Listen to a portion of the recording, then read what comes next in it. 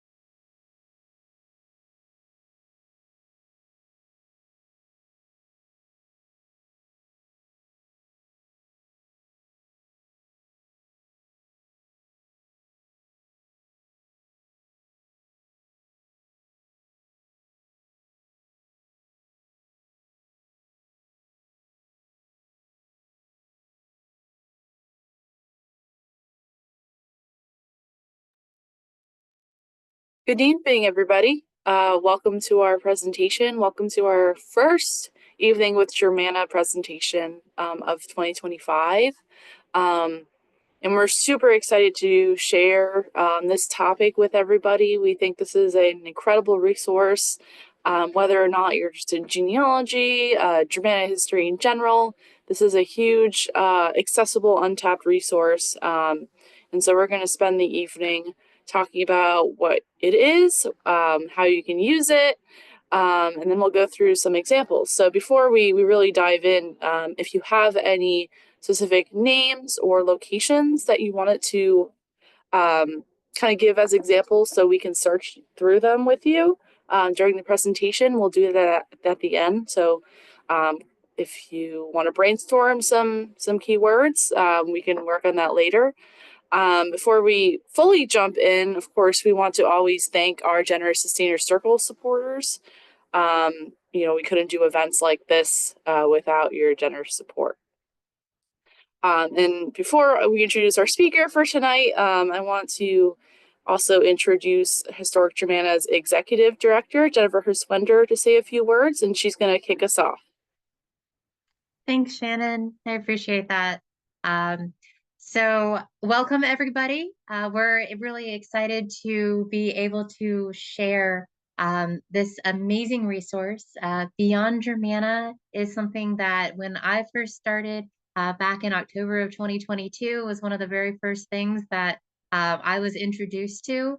It's an enormous body of work, and that's thanks to John Blankenbaker, who was so dedicated for so many years to putting together this information.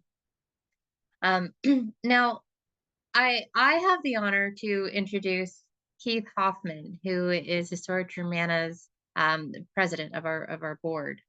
And I have to say, I've worked with Keith since I started here, and I have never met a better board president. He's amazing. He is so absolutely dedicated, not just to the history and the genealogy of Germanna, but to making sure that Historic Germanna is here and succeeds in the future.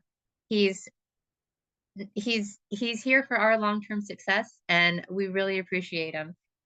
He supports our organization through actual dedicated work on the ground, and he's there to do whatever we ask him to do.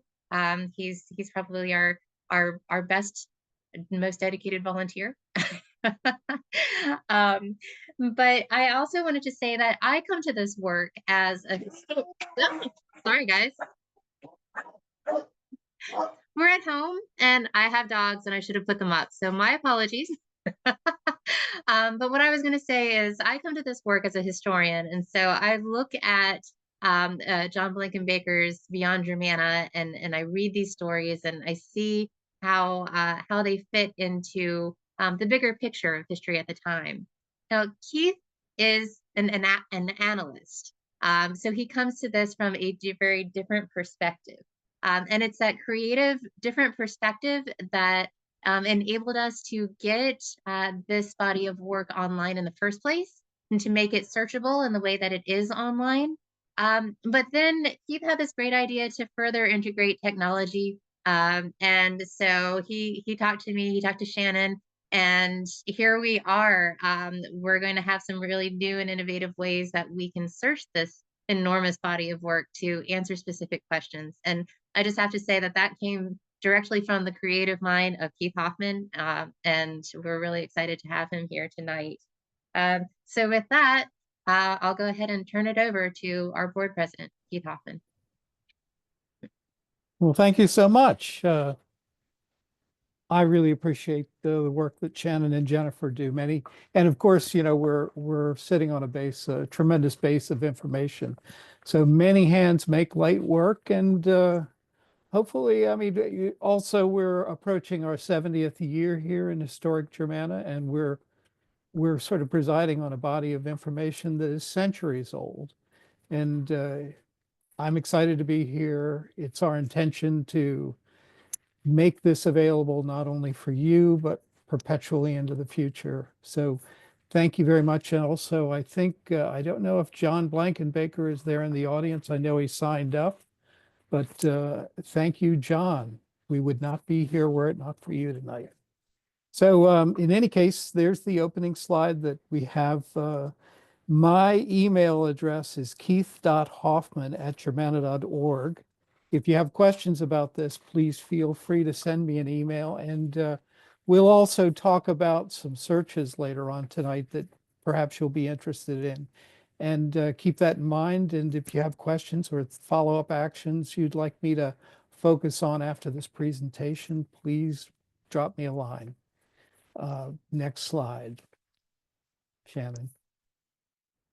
Okay, couple of notes just about Germanna history notes, and we also have, we'll touch on Beyond Germanna too, but tonight we're focused on Germanna history notes, and those are daily notes that were posted over a period of about 10 years. Every note is about 500 words long, some more, some less. Overall, there are 2,500 notes, and I know there were a lot of people, it was before I became even interested or familiar with Germanna, but I know many people would wait for those notes to come out every day, and they were very exciting. They're very informative.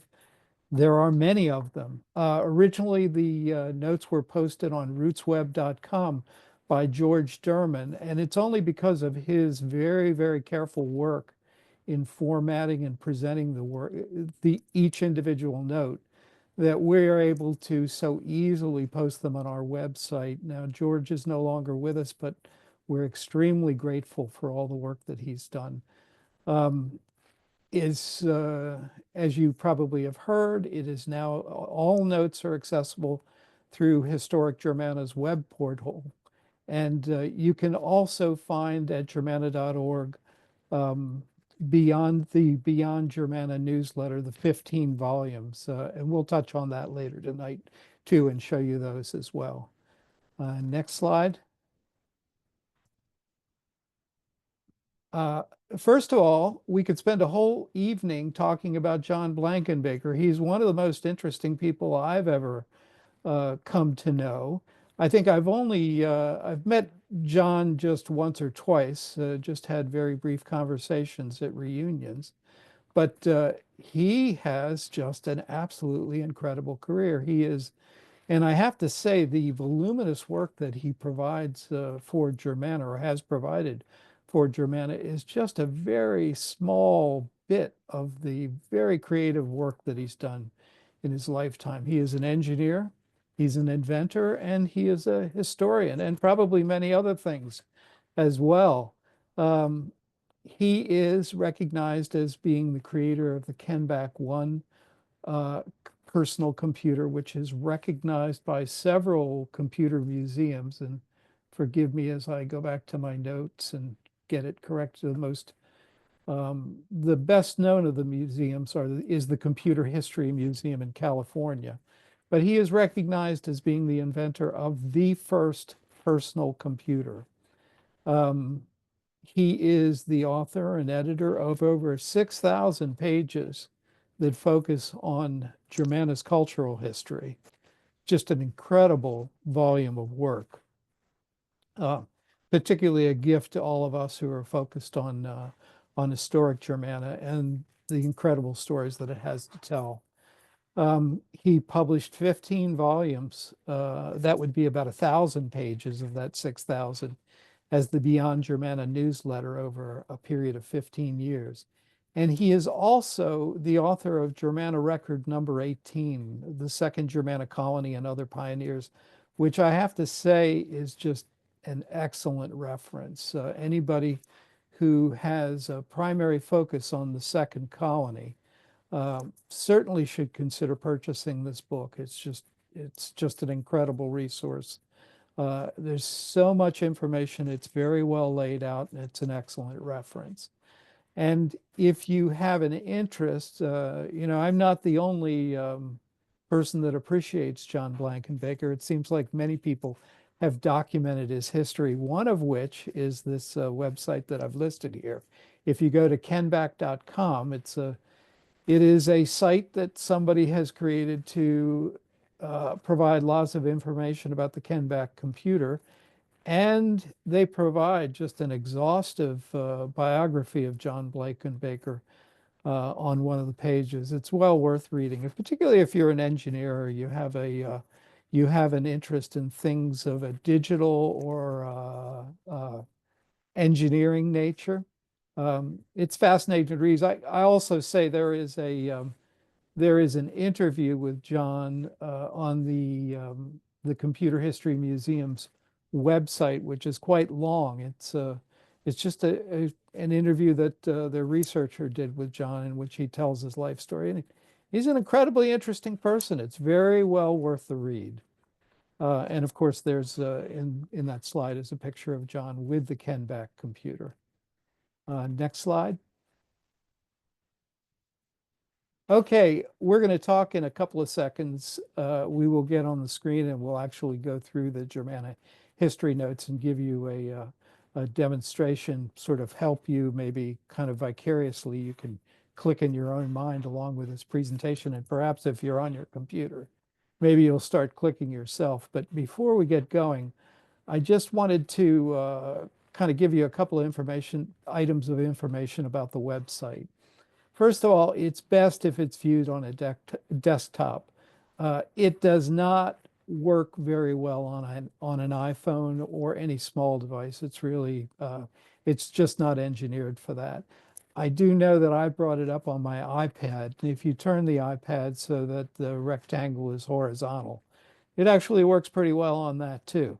But it is best if it is viewed on a desktop. There are several panels in it, and depending upon the particular machine or the display that you have, and it also depends upon your eyesight, you may want to make the font larger or smaller so that you can read it comfortably. A couple of points to note is if say for instance the size becomes confused and you want to reset things, you can always reload the page. If you're in Windows, hit Control Shift R. If you're on a Mac, hit Command Shift R. That will provoke the page to be reloaded. If you would like to make the font larger or smaller on Windows, if you hit Control and the plus sign or Control and the minus sign, that will make it either larger or smaller. On a Mac, that's Command and plus or Command and minus. And then if you just want to return, if let's say you've moved the size around quite a bit, and you want to go back to the base sort of presentation, if you hit Control 0 on a Windows computer or Command and 0 on a Mac computer, that will reset it to to its original size.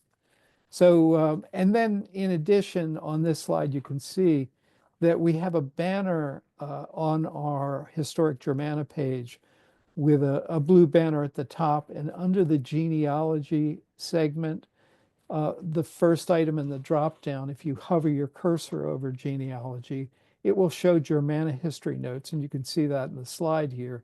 There is an arrow pointing to Germanna history notes. What you need to do is hover your cursor over top genealogy.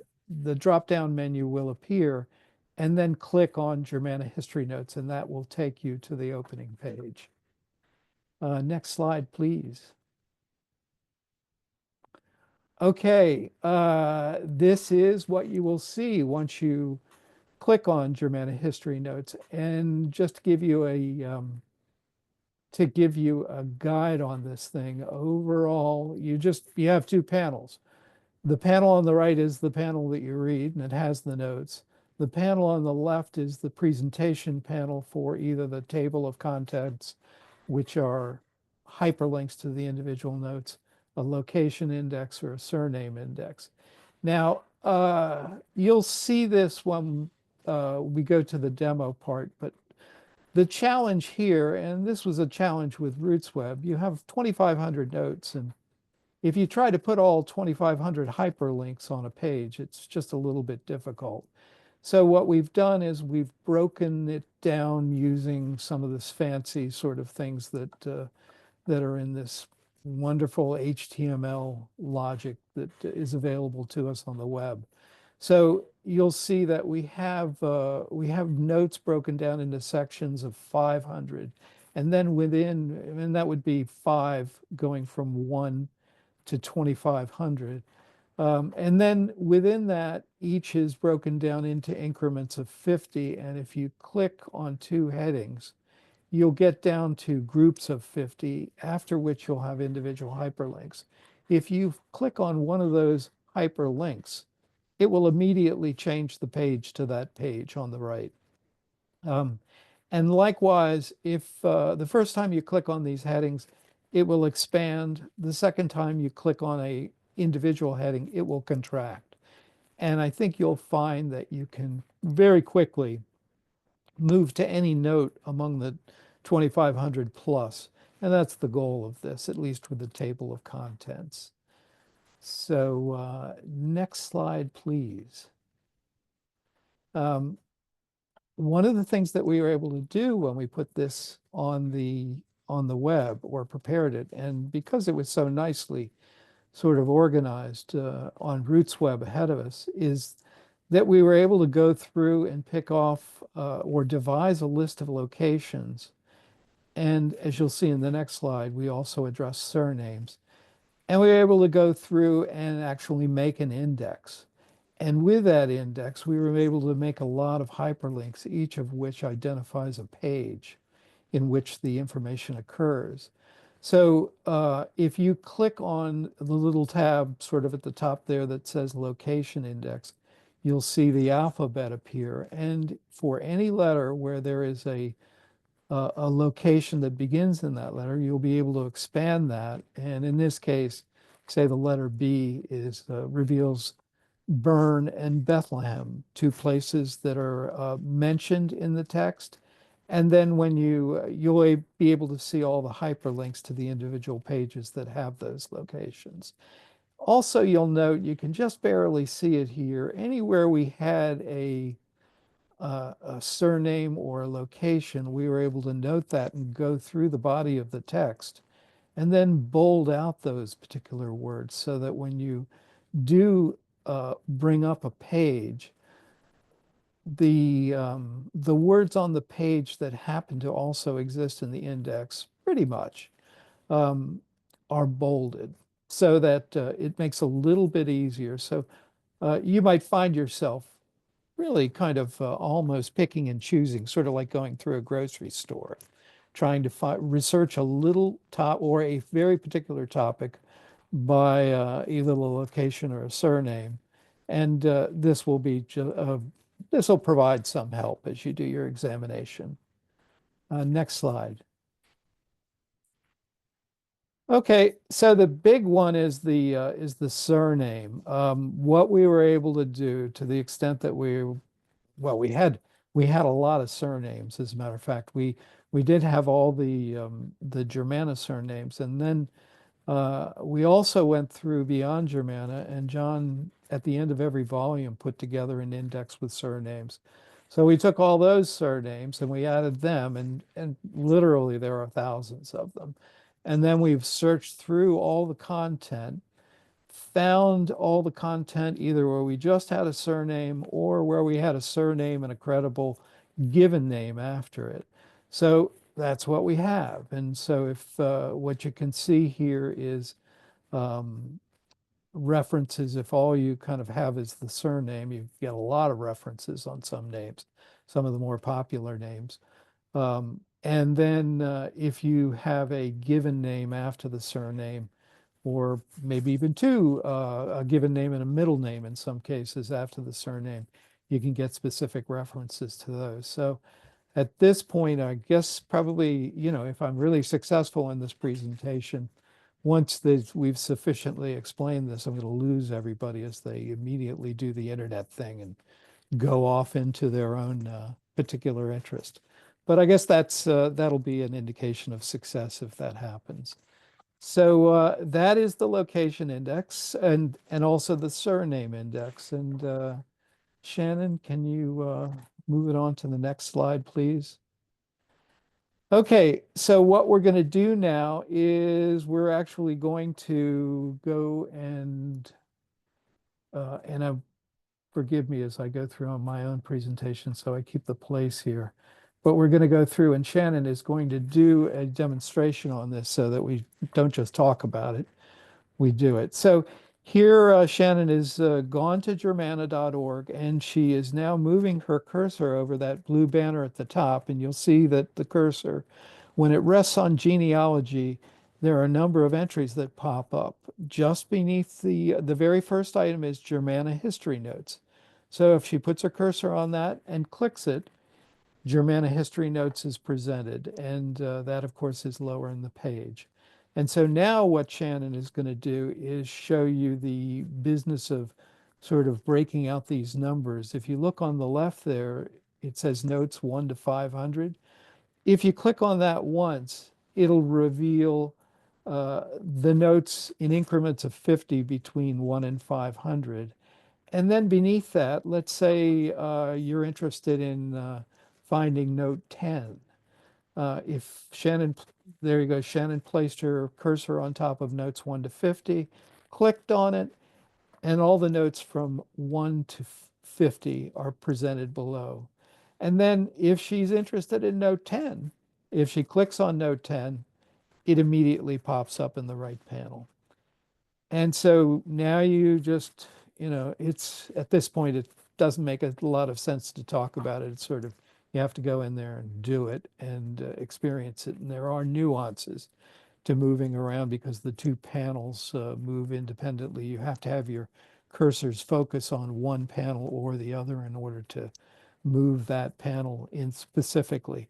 But you can see there are some words that are highlighted in here, and they are highlighted because they are in the index, or they're bolded, I should say, because they're in the index. And that makes it just a little bit easier to spot maybe what's relevant or what you're looking for. And so there you get the full benefit of the note that John wrote. And um, you really have to appreciate what John did. These are bite-sized pieces that are very focused on a particular topic, and they give you a bit of information. And hopefully your hunger is great enough that you keep coming back. One thing I will point out that I don't think I pointed out before is at the very top of the right panel, there are two buttons, next note and prior note. Or previous note. And that is a convenient way for you to just essentially flip the page forward and backwards. So, obviously if you're on note 10 and you click on previous note, it will take you to note 9. If you click next note, you'll go back to note 10. And if you've got the capacity, you can keep on clicking and you can go right through to the last note. And I believe that once you get to the last note, it'll wrap around to the first note. So that's pretty much how it works. The one thing I think we've demonstrated the table of contents, we've demonstrated the location index. I think we demonstrated the surname index. One thing, oh yeah, let's just do one surname here. Shannon, why don't you pick a surname or of anyone, and I'll just follow you verbally as you go through and do it. So this is a little bit like Wheel of Fortune, I guess. Okay, we picked S. And for any one of these surnames, anyone you choose, you can see you have many that are preceded by a given name. And then actually the surname itself in isolation is presented with all the hyperlinks that might be appropriate for that surname. So for Spotswood, you can see, well, he's mentioned a lot in these texts. And then on any one of those, the number that you see is the note that will come up. And you can make your way very quickly to any one of those. So that's pretty much the way it works. Hopefully that's simple enough that it won't be confusing and it'll be convenient for you. The one thing that I will kind of mention, the additional thing, which is not Germanna history notes, but we'll just spend a second here and talk about the Beyond Germanna newsletter. Shannon, if you would go up to the top to the banner and go to the genealogy and show that by hovering over it, the second item is Beyond Germanna. And if you click on that, you'll find that it's amazingly similar format. We have that on there. At some point, Beyond Germanna is going to go behind the paywall so that we'll kind of ask you to be a supporter for $50 or more annually to get to this. But right now it's available for anybody to see. So take advantage of it, go in there, check it out. We have a table of contents. We have an Appendix A, which was prepared. It is the Appendix A from the book that John Blankenbaker devised. So you have a lot of very interesting charts there, which show, at least in a condensed way, some amount of information about the genealogy for particular families. And then John prepared a surname index at the end of every volume, and we have 15 volumes. We have consolidated those so that they're in one big index. And you see them there. It's very, very long, but it is the surname only, and each one of those hyperlinks is a reference to the page of about 1,000 pages that are in Beyond Germanna, which, by the way, you can buy on Amazon. It's a 3-volume set, as you might imagine. 1,000 pages is too much for Amazon to print, so it's broken into 3 volumes. And oh yes, down at the bottom we have buy the book, a hyperlink that will take you right to the page on Amazon where you can purchase it. So that's certainly if you would like to have and hold rather than rely on the web, you can get that printed and then you can have it in your library, and then you can share it with your family or with potentially other people that are interested as well, as you can with John Blankenbaker's book, Germanna Record Number 18. So that is the information there. And then the next thing I'm going to do, though, is break into something that's for the future. And this is what, or no, I guess maybe I'm not. I'm just going to, I think it's just summarizing. This is, I think we're all, or many of us are drawn here because we find our way through our families and we have ancestral connections. But really, what I've learned and what I've come to appreciate is we're talking about cultural history here. And we're talking about a very significant group of people. We're talking about we're talking about a land or a place where many interesting things happened. And they weren't necessarily connected just to our relatives. There were many people that have crossed this particular area. Many significant things have happened. And they are documented here in Germanna History Notes and in Beyond Germanna in a very deep and very thought-provoking way. And I think that's really the value of these documents. And probably, I mean, certainly it's the value of a lot of our work at Historic Germanna to bring light to these things, to do it in a disciplined way and to share it with other people and to preserve it so that it's there for us and it's there for the next set of people. So anyway, having said that, I guess we'll launch into the next slide, and I will tell you that, that not only do we have the intellectual work that is committed to documents here, but the world keeps marching on. So one great thing about Germanna History Notes that just make it incredibly great is that we have 2,500 bite-sized pieces of information about Germanna. And it's more than just identifying who was related to who. It's really telling stories that are very, very significant. And another great thing that we have is that now we're in this computer age where we have just, growing sort of tool sets that will help us understand this. And so with Germanna History Notes, I know that as I became to know it, or as I came to know it, I would hear people talking about it, but I didn't really understand it. And then I'd go out to Roots Web and I'd read a couple of entries. But 2,500 entries are a lot of entries. You might not, even if you're excited about the first 10, you might not make it to the last one because it takes a while. And but what we do have now is we do have just incredible artificial intelligence programs or devices on our computers. And this is actually perfectly set up to be digested by those. So there is something called retrieval augmented generation for artificial intelligence.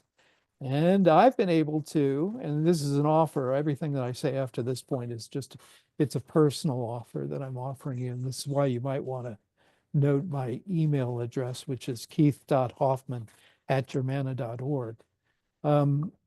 If you are interested in deeper questions, say, for instance, this example question, what jobs did the first colony members perform for Spotswood while at Fort Germanna? There is actually software which very conveniently can go through every one of the 2,500 entries, pit them against this particular question, and then rank them as to their likelihood that they provide information on that question.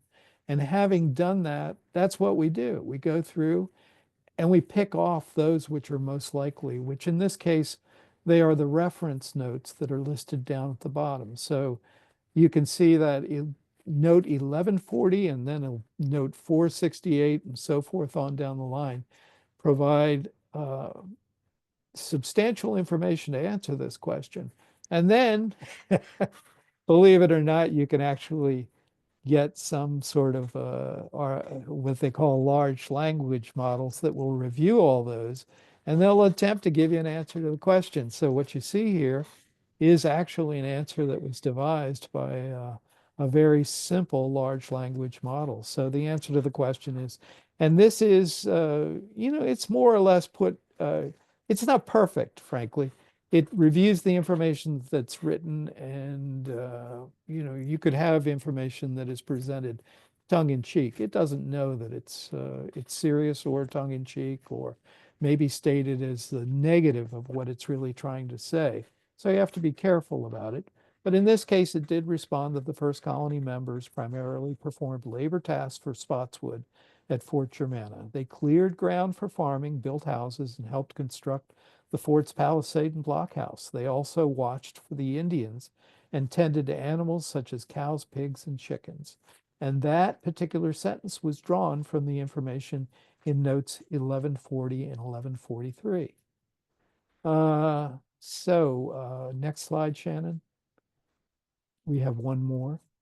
What can you tell me about the Great Frost of 1709? Now, this is a topic that I did not know about, but I discovered as I read through Germanna history. And I was fascinated at the very deliberate way and skillful way that John addressed this in the notes. And as it turns out, there was a very substantial freeze in the period from well, it was the winter of 1708 and 1709, meaning I believe the cold spell started in very late December and went through a substantial part of January.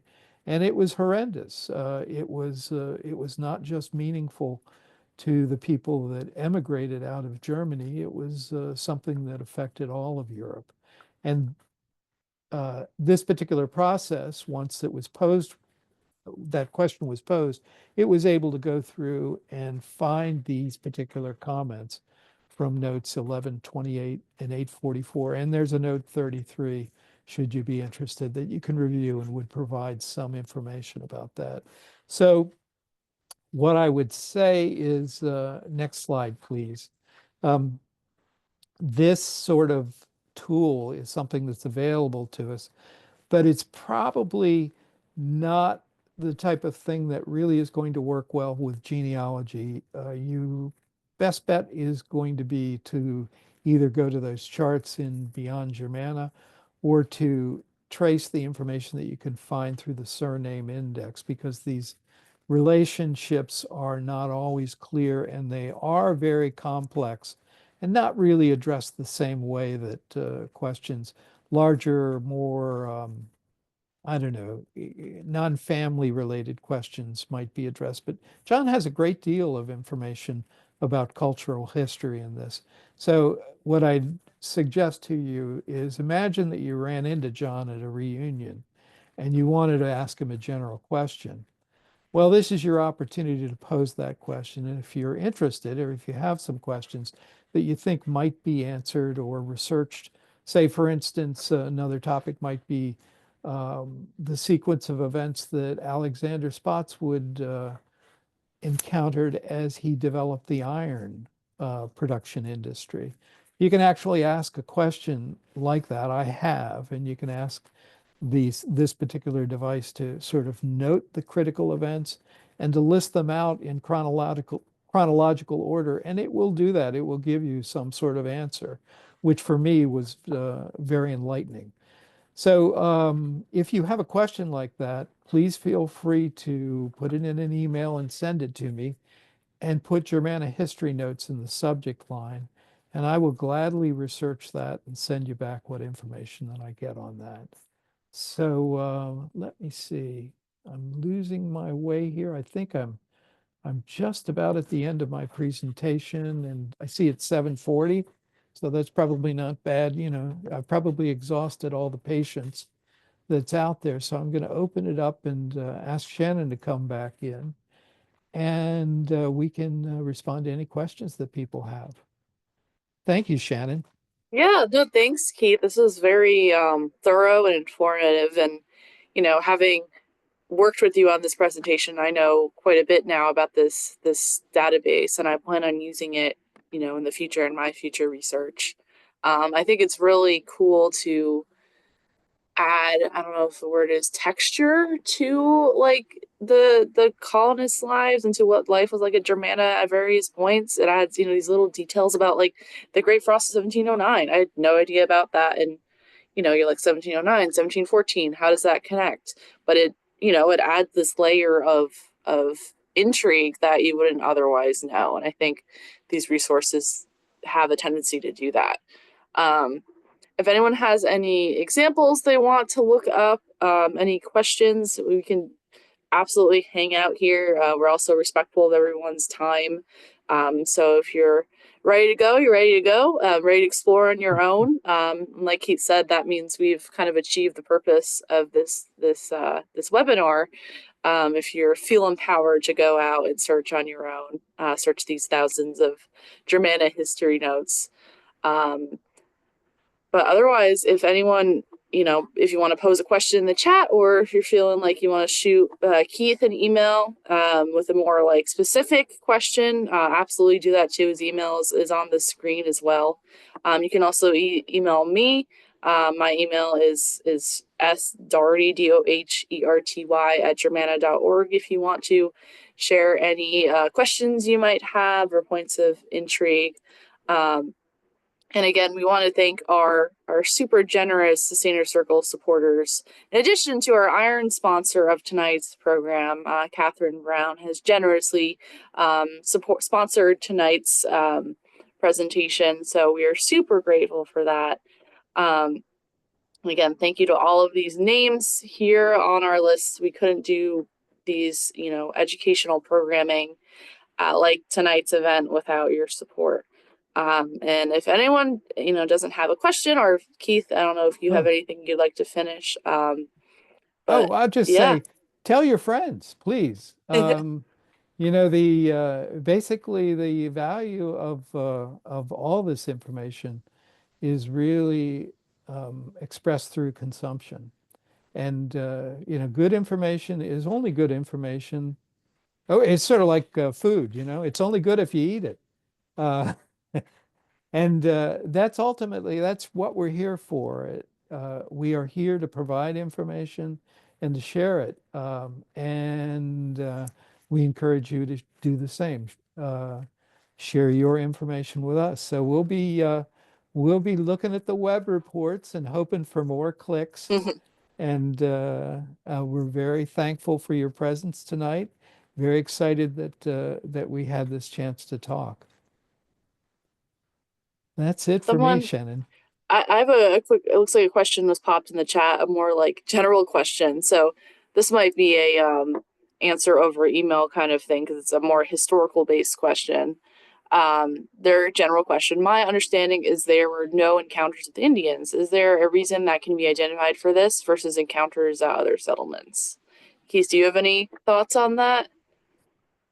I don't know, I think Eric maybe, I mean, Yeah. it's a very soft sort of thing because we don't have an awful lot of documentation that we can go back to directly. But I think there has been, and John talks about this too, about the overall function of Fort Germanna versus the function of Fort Christana, and which, as you may know that Fort Christana was also created by Spotswood at a different location in Virginia and probably is pentagonal and has exactly the same shape or same size as we suspect that Fort Germanna had.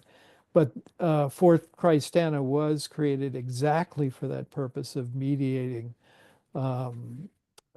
exchange or intellectual and economic exchange with the Indians. And the thought existed for historic Germanna But it may not have, and I think I've heard a couple of people talk about this, but I don't speak with great authority.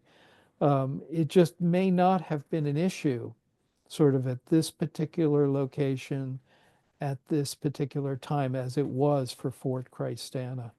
But probably that's, a great topic for us to put in front of Eric. So that Yeah, he, definitely our archaeologists can speak more about this. Yeah, Kelly's in the oh, chat. In the Kelly, chat, there's Kelly's one of our archaeology staff. of course, yes. So thanks for chiming in there. Yeah, she no documentation, but certainly there was contact as evidenced by a lot of the artifacts that have been found at the site. Thank you, Kelly, for jumping in there. Does anyone else have any other questions before we adjourn for the evening? Because otherwise, thank you so much again for your attention, for your interest. This event is being recorded, so if you want to go back and watch it, we'll put it on our Vimeo account in the upcoming weeks. But again, if you have any questions, you can email either of us. Email the info@germanna.org, and we'll make sure we get it to whomever you're trying to reach. But otherwise, thank you again. Keep an eye out for our next evening with Germanna. Thank you. Thank you. Thanks, Thanks, Shannon. Keith. Good night. Good night.